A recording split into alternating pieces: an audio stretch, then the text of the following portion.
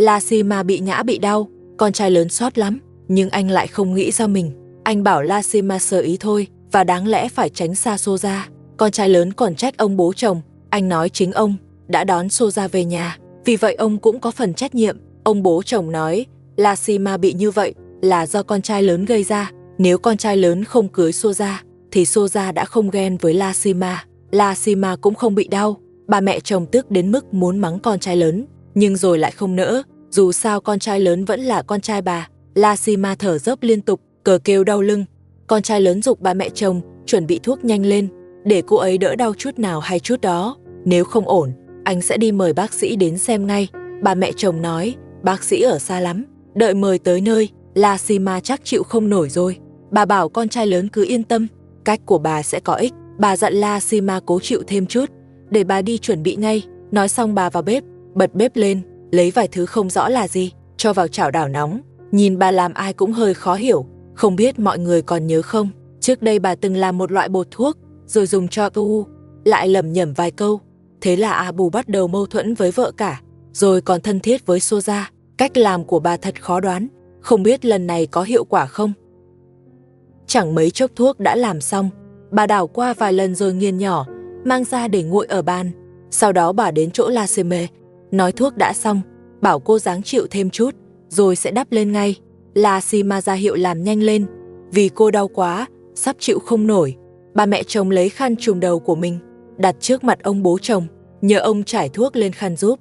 Bà chuẩn bị xong rồi rời đi, để ông bố chồng dàn cho phẳng, nhìn giống như cháo đặc vừa nấu. Ông bố chồng loay hoay khá lâu mới trải đều được.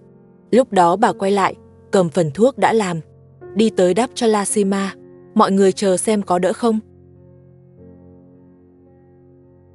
Nhưng thuốc của bà không hiệu quả. Lasima vẫn đau lưng không giảm. Cô ấy không chịu nổi nữa, bảo con trai lớn lên thành phố mời bác sĩ đến xem. Bà mẹ chồng ngồi cạnh còn lẩm bẩm, nói không thể nào thuốc lại vô dụng được, chắc bà thiếu một vị nào đó, nên định làm lại lần nữa. Bà mẹ chồng bảo đừng làm nữa, vì con trai lớn đã đi mời người rồi, cứ chờ họ tới là được. Đúng lúc đó Soja bước ra khỏi phòng. Ông bố chồng chặn lại, không cho cô ta ra ngoài, sợ cô ta lại làm Lasima khó chịu. Soja nói, cặp song sinh đói cần uống sữa, nên cô ta ra pha sữa bột. Ông bố chồng hỏi, không phải cô có sữa sao? Sao không cho con bú luôn? Soja nói với ông, ở nhà ngày nào cũng ăn khoai tây với hành, lấy đâu ra sữa mà cho con bú? Nếu ông không cho cô ta pha sữa bột, thì cháu ông cứ đói đi. Nghe vậy, ông bố chồng đành đồng ý, vì không muốn cháu mình bị đói. Ông dặn Soja, không được giở trò, pha xong là về phòng ngay. Soja đi ra phòng khách. Ông bố chồng hỏi sao không vào bếp pha, đứng đây làm gì? Soja nói, muốn lại xem Lasima thế nào, xem vết đau có đỡ chưa. Cô ta còn bảo là quan tâm, nhưng vừa tới gần, cô ta lại đá Lasima mấy cái, còn bảo cô đứng dậy nói chuyện với mình. Soja thật quá đáng. Ông bố chồng vội kéo Soja ra, bắt cô ta vào bếp ngay, đi pha sữa cho song sinh.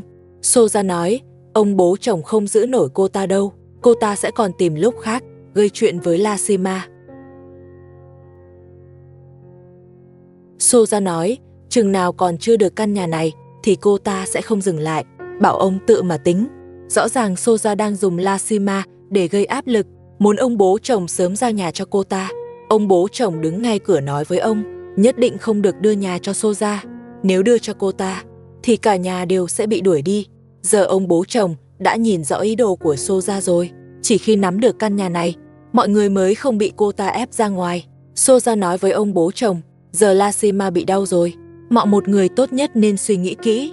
Nếu không giao nhà cho cô ta, thì sau này việc nhà với nấu nướng, cô ta sẽ không làm gì hết, để cả nhà tự xoay sở.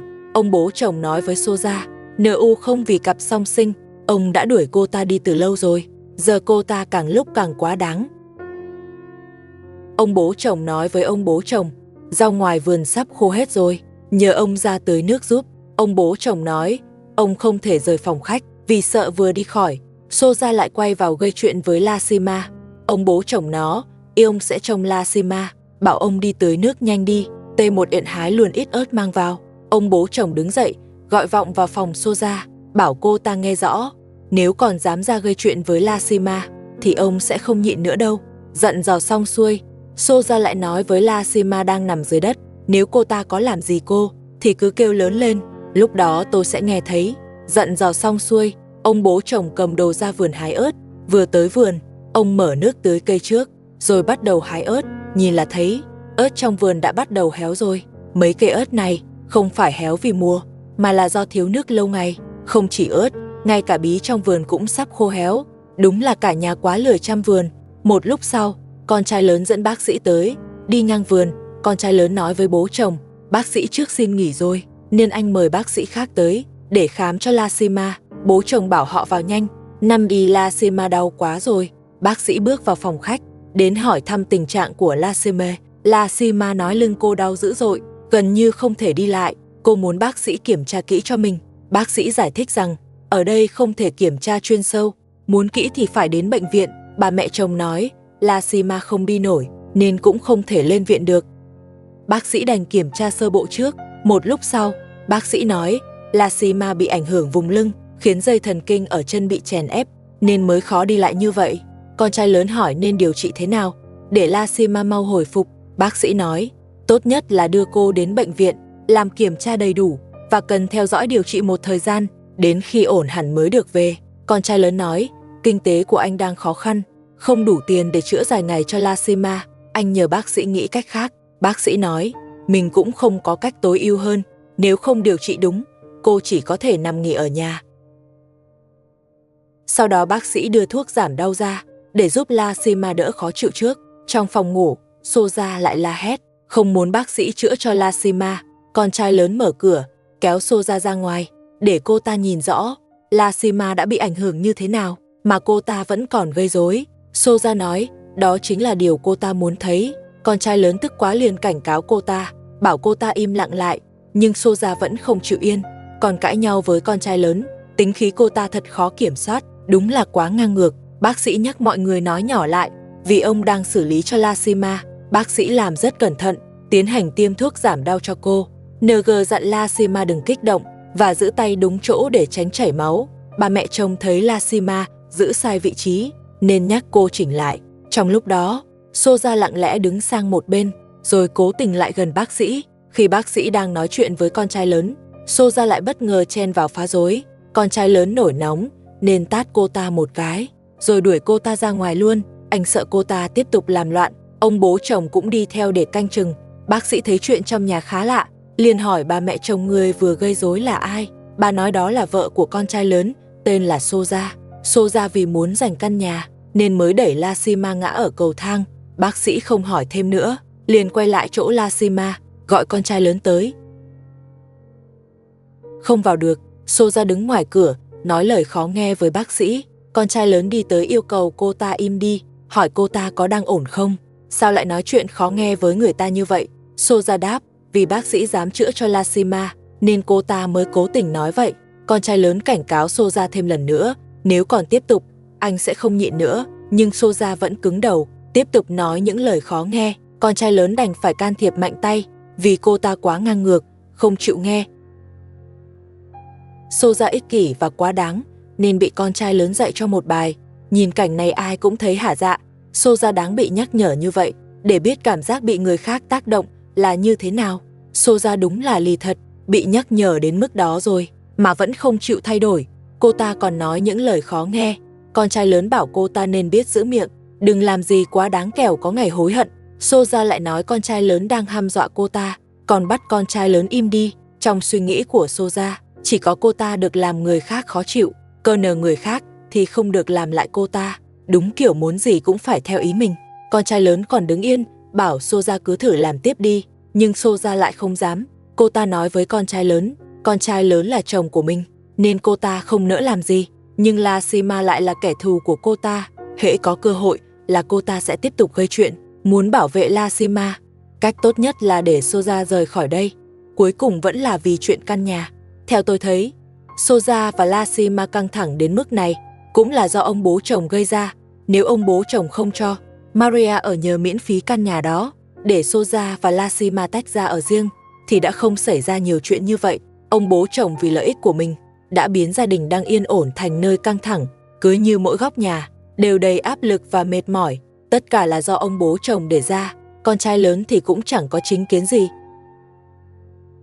con trai lớn ngoài việc đẩy Soja ra ngoài, hoặc nhốt cô ta vào kho, khi những cách đó không hiệu quả, thì chỉ biết mắng vài câu để xả bực. Đó là bản lĩnh của con trai lớn, anh cũng chỉ đến thế thôi. Lashima đi theo anh thật sự quá thiệt, ông bố chồng nói với Soja. Giờ người ta đang tới xem cho Lashima, bảo cô ta yên lặng một chút, kẻo để người ngoài nhìn thấy lại khó coi. Soja nói, cô ta không sợ bị người ta nhìn, mục tiêu của cô ta chỉ là căn nhà, bảo ông bố chồng tự mà tính. Người ta tiêm thuốc giảm đau cho Lashima, rồi kiểm tra sơ qua. Họ nói với con trai lớn, tôi chỉ có thể làm vậy thôi. Muốn Lashima sớm đứng dậy được, tốt nhất vẫn nên đến nơi khám kỹ hơn. Con trai lớn nói, mình cũng muốn đưa Lashima đi, nhưng anh không đủ tiền để làm các kiểm tra cần thiết. Soja lại gây chuyện, nên bị con trai lớn nhắc nhở thêm lần nữa. Người ta đứng ở cửa nói với ông bố chồng, Lashima bị ngã khá nặng, gia đình nhất định phải xem, đây là chuyện nghiêm túc, tốt nhất là đưa cô ấy đi khám kỹ. Ông bố chồng nói, Lashima còn trẻ khỏe, chỉ đau lưng thôi, nghỉ vài hôm là ổn, không cần phải nằm viện. Bác sĩ thấy ông bố chồng không coi trọng lắm, nên nhắc lại thêm lần nữa, bảo nhất định phải chú ý. Ông bố chồng nói, Lashima chỉ là con dâu, ông cũng không quyết được, bảo họ nói chuyện với con trai lớn. Rồi ông bố chồng bảo con trai lớn ra tiễn người ta, còn ông ở lại trông Lashima để phòng Soja gây rối. Bác sĩ nói lại tình trạng của Lashima, hy vọng con trai lớn đưa cô ấy đi khám. Con trai lớn như sắp khóc, anh nói anh đã hiểu, Lashima cần điều trị tốt hơn, nhưng anh không có tiền.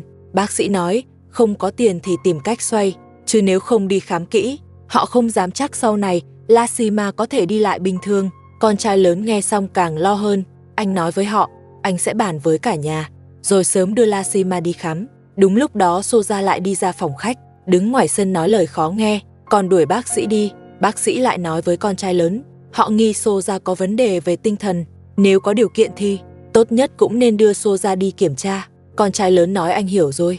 Bác sĩ rời đi, con trai lớn định trút bực trong lòng lên Soja.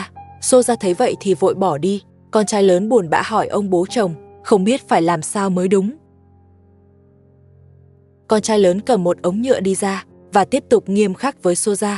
Anh nói, Lashima bị đau là do Soja gây ra, bảo Soja nhìn lại bản thân. Soja nói mình không sai. Con trai lớn lại càng bực hơn. Soja đúng là cứng miệng. Con trai lớn giận ông bố chồng trông chừng cô ta, nói lát nữa anh sẽ quay lại. Con trai lớn quay về bên Lashima, nói anh quyết định đưa cô ấy đi điều trị, càng sớm càng tốt để cô ấy khỏe lại. Lashima hỏi, không phải anh không có tiền sao? Con trai lớn nói, đúng là anh không có, nhưng Soja thì có, anh sẽ đi tìm Soja ngay. Con trai lớn ra sân tìm Soja, bảo cô ta đưa 50 triệu lần trước, anh cần tiền để đưa Lashima đi chữa. Soja nói với anh, cô ta sẽ không đưa ra để Lashima đi chữa. Trời sắp trở lạnh rồi, con trai lớn và ông bố chồng dọn củi trong nhà, chuẩn bị làm thành than, để mùa đông đem ra sưởi ấm. Con trai lớn mang củi ra căn nhà bỏ hoang, nhờ ông bố chồng giúp gom lại một chỗ, định đốt làm than ngay tại đó. Xếp củi xong, họ lấy mùn cưa đã chuẩn bị từ trước, rải phủ lên trên đống củi. Dọn dẹp xong xuôi, bà mẹ chồng lại lấy thêm dầu đốt, tưới lên đống củi rồi châm lửa. Sau đó bà mẹ chồng bảo con trai lớn đứng canh ở đây, còn mình thì vào bếp nấu cơm. Bà mẹ chồng vào phòng khách, thấy Lashima nằm yên dưới đất không thể cử động, liền hỏi cô đỡ hơn chưa. Lashima nói mình đã uống thuốc rồi, lưng giờ bớt đau, nhưng vẫn chưa đi lại được, cô cần nghỉ thêm. Bà mẹ chồng bảo cô cứ nằm nghỉ, rồi đi thẳng sang phòng của Soja. Thấy Soja cũng đang ngủ, bà gọi dậy bắt dọn việc nhà. Soja nói, mình không dọn gì cả, cờ hờ lo chăm cặp song sinh thôi. Giờ cặp song sinh chưa dậy, nên cô ta còn muốn ngủ tiếp với tụi nhỏ. Soja đúng là lời thật. Bà mẹ chồng kéo cô ta đứng dậy, nói Lashima đang bị đau, nên giờ chỉ còn Soja làm việc nhà. Soja dù không muốn, vẫn bị bà mẹ chồng đẩy vào bếp. Vừa đi qua phòng khách, Soja lại trách Lashima, bảo tất cả là tại cô ấy, nên mình mới bị lôi đi làm việc. Lashima không thèm đáp, chỉ nằm yên nghỉ ngơi. Bà mẹ chồng bảo Soja rửa bộ ấm chén đi, đừng nói nữa. Soja vào bếp bật đèn lên, rồi đứng ở quầy nhìn đống ấm chén bẩn từ hôm qua. Nhìn một cái xong, cô ta lại quay sang trách Lashima, hỏi sao không rửa luôn đi, giờ lại bắt mình rửa. Lashima vẫn im lặng. Soja lại nói, Lashima giỏi lắm cơ mà. Seogi chẳng nói gì, cô ta còn định ném cái ấm nước về phía Lashima. Soja đúng là càng nhìn càng khó ưa. Thấy xung quanh không có ai, Soja liền ném đồ về phía Lashima, rồi còn nói những lời rất nặng. Cô ta còn lao tới gây chuyện, rồi kéo tấm chăn phủ lên mặt Lassima. Cô ta trùm chăn lên đầu Lassima, rồi nói với cô ấy, mình muốn đuổi cô ấy đi lúc nào cũng được, vì Lassima đang bị đau lưng, nên không thể đứng lên hay đi lại, chỉ đành nằm yên chịu đựng. Souza còn nói, nhà này không nuôi người lười, bắt Lassima rời khỏi đây. Nói rồi cô ta kéo chăn, cởi lôi Lassima ra ngoài, nhưng kéo không nổi. Cô ta lại trùm chăn lên đầu Lassima lần nữa, rồi giả vờ bỏ đi. Anh quay phim tới xem Lassima thế nào. Souza lại quay lại, cô ta che kín mặt Lassima lại, khiến anh quay phim phải quát lên bảo dừng lại. Anh quay phim nói nếu không dừng, anh sẽ gọi người vào. Lassima cũng cố gắng tránh đi, Souza mới chịu buông ra. Cô ta còn nói với Lassima, cứ nằm đó mà tận hưởng đi, cô ta đi làm việc nhà trước, xong rồi sẽ quay lại gây chuyện tiếp. Nói xong Souza bỏ đi. Anh quay phim tới gần Lassima hỏi có sao không, có cần gọi con trai lớn vào giúp không. Lassima nói mình không sao, chỉ mệt nên muốn nghỉ tiếp. Trong lúc rửa ấm chén, Souza lại lầm bầm, nói Lassima bị đau, thế là việc nhà lại đổ hết lên đầu mình. Cô ta vốn không thích làm việc nhà. Lassima nghe được liền nói, Souza rồi sẽ phải trả giá cho những gì mình làm. Souza nói Lassima đang trù mình, rồi lại định quay qua gây chuyện.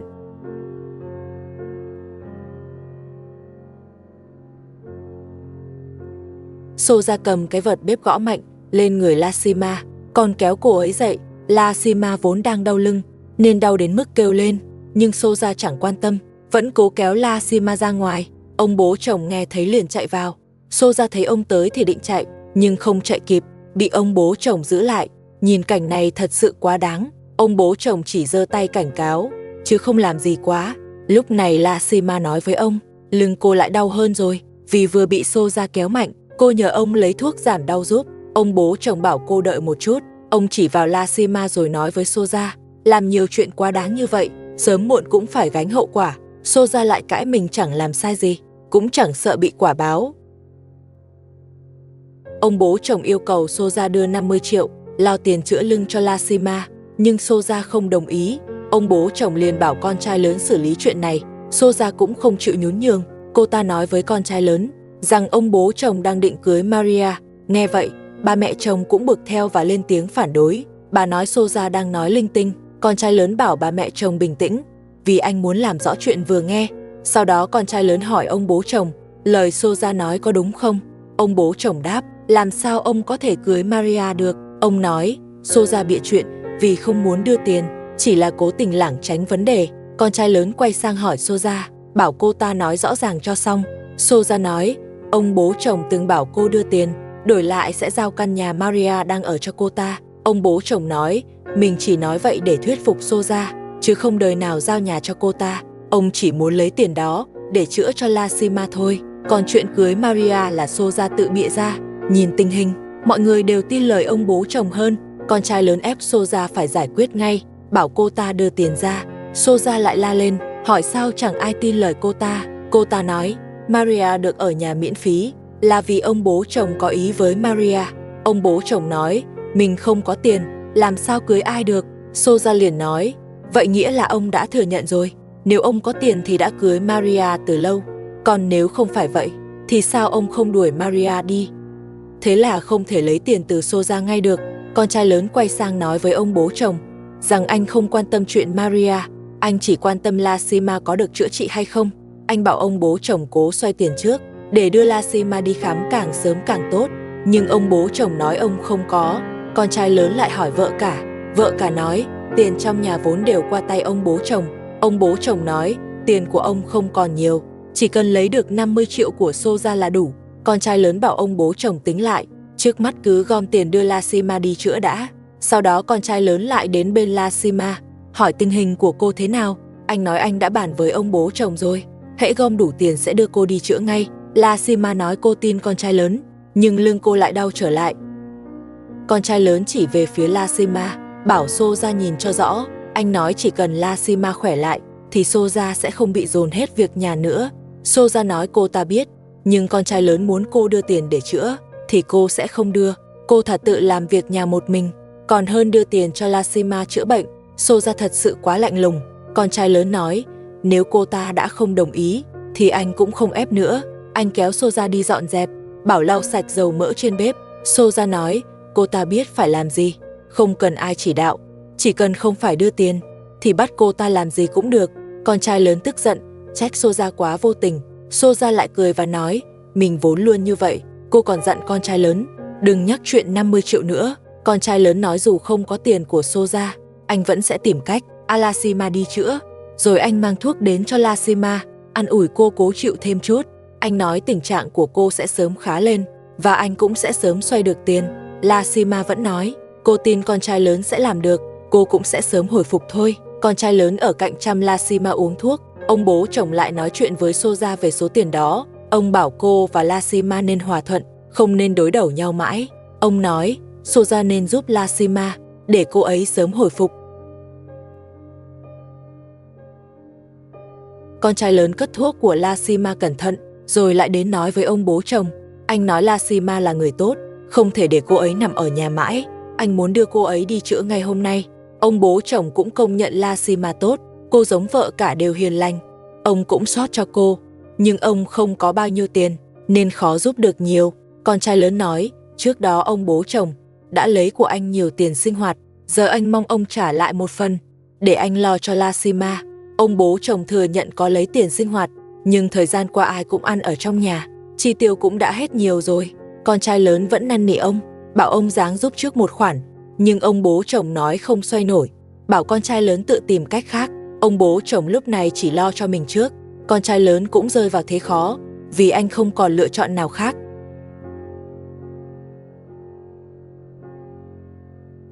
Lee Min Ho chạy tới tìm con trai lớn, nhắc anh tìm cách đưa mẹ đi chữa. Con trai lớn nói tiền anh chưa đủ, nhưng anh vẫn đang xoay sở, anh tin sớm muộn cũng có cách. Lee Min Ho nói, dù chưa đủ tiền, thì vẫn nên đưa mẹ đi chữa trước, còn hơn cứ để mẹ nằm ở nhà. Ông bố chồng nghe thấy cũng đồng ý, nói lời của Lee Min Ho có lý. Ông bảo con trai lớn đưa Lasima đi chữa, còn tiền tính sau. Con trai lớn nói, anh sẽ tiếp tục xoay tiền, và sẽ tìm người giúp giải quyết. Anh còn định nhờ cảnh sát làm rõ trách nhiệm của Soja, để cô ta phải đứng ra lo chi phí chữa trị. Sau đó con trai lớn lại nhờ anh quay phim, đưa đoạn ghi lại chuyện Soja đẩy Lasima, để khi gặp cảnh sát thì cho họ xem. Anh quay phim nói rằng, do lúc đó Soja ra tay quá nhanh, nên video không quay kịp, nhưng anh có thể đứng ra làm chứng, xác nhận chính Soja đã gây ra chuyện. Con trai lớn nói thôi vậy, vì Soja rất cứng đầu, nếu không có video, thì cô ta sẽ không chịu thừa nhận. Ông bố chồng lại bày cách khác, bảo con trai lớn cứ làm khó Soja, để toàn bộ việc nhà cho cô ta lo hết. Nếu chịu không nổi, thì kiểu gì Soja cũng phải đưa tiền ra chữa cho Lasima. Đúng lúc họ đang bàn, Soja mang đồ của cặp song sinh ra giặt. Cô ta có vẻ đã nghe được cuộc nói chuyện. Soja nói, cô ta biết họ đang tính gọi một cảnh sát tới xử lý mình, nhưng cô ta nói thẳng, họ không có bằng chứng, nên dù cảnh sát có tới, cô ta cũng sẽ không nhận. Giống như lần trước, cảnh sát cũng không làm gì được cô ta. Con trai lớn hỏi Soja có phải đang nghe lén không? Soja nói không phải, cô ta chỉ ra chuẩn bị đồ mới cho cặp song sinh.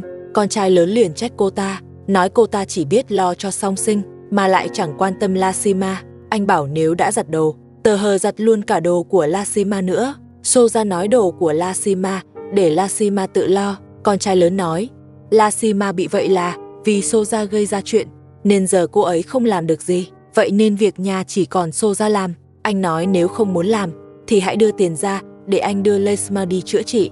Đợi khi Lasima khỏe lại, thì việc nhà cũng bớt đi. Nhưng Soja nói thà làm việc nhà, cũng không đưa tiền cho Lasima chữa, vì không đủ tiền thuê xe.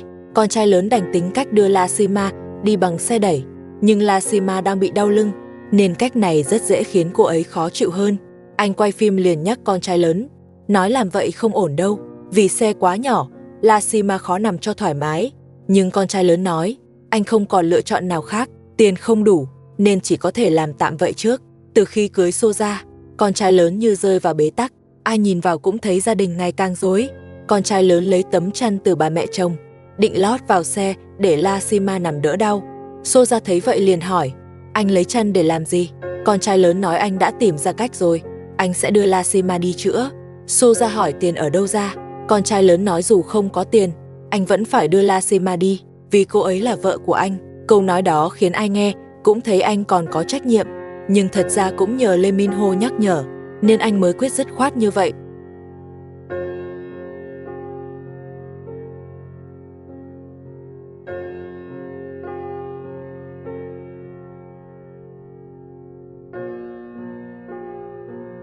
Anh quay phim lại nhắc thêm lần nữa, nói cách đưa đi như vậy rất khó ổn.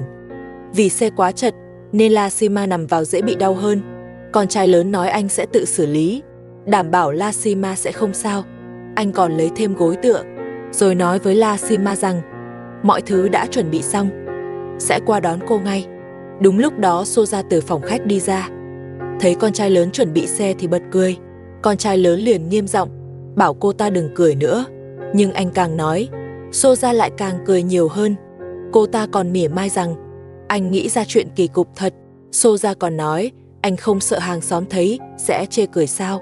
Con trai lớn bực bội, than rằng nếu Soja chịu đưa tiền thì anh đã không phải vất vả như vậy. Chỉ vì cô ta không giúp nên mới phải đưa Lashima đi bằng cách này. Nhìn cảnh con trai lớn loay hoay chuẩn bị, ai cũng thấy vừa thương vừa ngán ngẩm. Không biết mọi người xem tới đây có thấy buồn cười không nữa.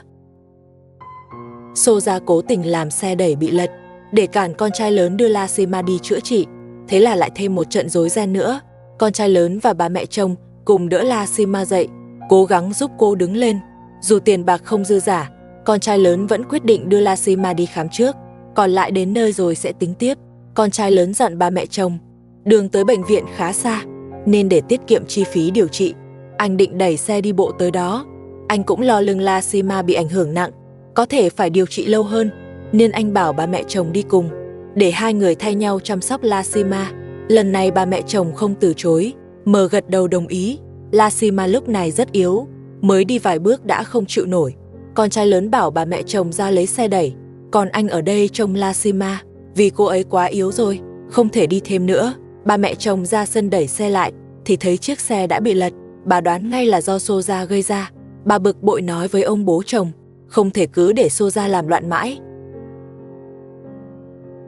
Ông bố chồng tới nhắc nhở Soja, yêu cầu cô ta dựng xe lại ngay. Soja nói, cô ta làm vậy là vì tốt cho Lashima. Cô ta còn bảo, xe nhỏ như vậy, Lashima sao nằm cho nổi. Nhưng ai cũng biết đó chỉ là cái cớ. Ông bố chồng và bà mẹ chồng vẫn yêu cầu cô ta dựng xe, đừng làm mất thời gian nữa. Nhưng Soja chỉ nhặt cái chăn lên, chứ không chịu dựng xe. Bà mẹ chồng tiến lại gần nhắc thêm lần nữa, nhưng Soja vẫn tỏ thái độ không hợp tác. Ông bố chồng lại bước tới, bảo Soja dựng xe lên cho ngay ngắn và trải chăn ra cho ổn, để Lashima nằm đỡ mệt. Soja nói, dù có đưa Lashima tới bệnh viện cũng chẳng giải quyết được gì, vì họ không đủ tiền chữa trị. Những lời đó khiến ai nghe cũng khó chịu. Trong nhà chỉ mình Soja là có tiền, nhưng cô ta lại không chịu đưa ra. Rõ ràng cô ta không muốn Lashima sớm hồi phục. Thái độ của Soja quá đáng. Ông bố chồng cũng không thể làm ngơ, nên đã đứng ra trấn chỉnh cô ta. Ông nói rất lâu, nhưng Soja vẫn không chịu dựng xe. Cuối cùng, ông bảo bà mẹ chồng dựng xe lên, rồi giục mọi người đừng chậm trễ nữa. Ông bố chồng và con trai lớn dìu Lashima ra sân, chuẩn bị đưa cô đi chữa trị. Tới gần cửa, con trai lớn dặn ông bố chồng đi chậm lại, đồng thời nhờ bà mẹ chồng đứng ngoài hỗ trợ, vì Lashima đang bị đau. Ai trong nhà cũng sốt ruột, họ lo cho cô ấy, muốn cô sớm hồi phục. Dù vậy, vẫn có người nghĩ đến chuyện sinh hoạt trong nhà, vì mọi việc sẽ khó xoay sở nếu thiếu người phụ giúp. Cách con trai lớn chọn cũng khiến người ta ngạc nhiên, vì anh phải dùng xe đẩy để đưa Lashima đi. Trong xe không rộng, nên chắc chắn sẽ rất khó chịu. Soja lại tiếp tục buông lời khó nghe, thỉnh thoảng còn cố ý chen vào phá. Nhà nào cũng có chuyện khó nói, nhất là gia đình có quá nhiều mâu thuẫn, không khí càng lúc càng căng. Soja còn nói, Lashima sẽ không thể đứng dậy được, cô ta nhất quyết không cho đưa Lashima đi chữa. Cô ta nói, không có tiền thì đi cũng vô ích, đến nơi rồi cũng bị từ chối thôi. Ông bố chồng nói, con trai lớn vẫn còn chút tiền trong tay, dù thế nào đi nữa, cũng phải đưa Lashima đi khám trước. Vì muốn Lashima đỡ đau nhanh hơn, con trai lớn không dám chậm trễ thêm, anh đi mở cổng trước, còn Soja vẫn đứng gần Lashima, như chờ cơ hội để tiếp tục cản lại. Ông bố chồng đứng cạnh trông chừng, nhưng vẫn không kịp ngăn hết. Soja bất ngờ kéo tấm chăn dưới người Lashima. Ông bố chồng vội đuổi cô ta ra xa. Con trai lớn cũng cầm đồ ra canh chừng, yêu cầu Soja tránh sang một bên. Anh chỉ muốn mọi việc dừng lại để đưa Lashima đi kịp. Ba mẹ chồng giục con trai lớn đi nhanh, vì trời cũng không còn sớm nữa, đừng kéo dài thêm. Con trai lớn chỉnh lại xe đẩy cho ngay, nhưng Soja lại chạy tới cản. Cô ta tiếp tục gây khó dễ, khiến mọi người lại rối thêm. Cách hành xử của Soja quá khó chấp nhận, ai nhìn cũng thấy bức xúc. Ông bố chồng thấy Soja cứ bám theo gây chuyện, liền bảo con trai lớn cứ đưa Lassima đi trước, còn ông ở lại để giữ Soja lại. Soja bị ông bố chồng chặn lại, nên không kịp làm thêm gì nữa. Ba mẹ chồng liền thúc con trai lớn đi nhanh. Con trai lớn đẩy xe ra cổng, ba mẹ chồng đi bên cạnh đỡ Lassima, để tránh cô bị nghiêng ngả. Nhưng vừa tới cửa, Soja lại thoát ra được và chạy tới làm chiếc xe đẩy bị lật thêm lần nữa.